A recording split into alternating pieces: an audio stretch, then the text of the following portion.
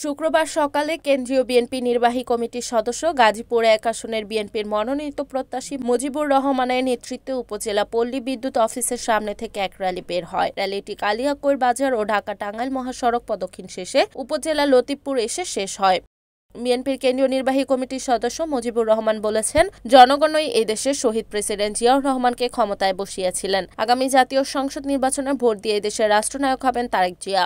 বাংলাদেশের আকাশ বাতাস পশু পাখি সবাই তাকিয়ে দেখবে সেই একটি নাম, আমাদের দেশনেত্রী বেগম খালেদা জিয়ার স্নেহধন্য পুত্র শহীদ রাষ্ট্রপতি জিয়াউর রহমান সাহেবের সেই সুযোগ্য পুত্র তারেক রহমান সাহেব, দেশনায়ক তারেক রহমান বাংলাদেশের নেতৃত্ব দেওয়ার জন্য ফ্যাসিস্টকে পরাজিত করে কিভাবে বাংলার মাটিতে পা দিয়ে বাংলাদেশকে বিজয় করেন সেই অপেক্ষায় আমরা আছি ইনশাল্লাহ। Report Mohammad Masudur Rahman, NN TV, Gazipur.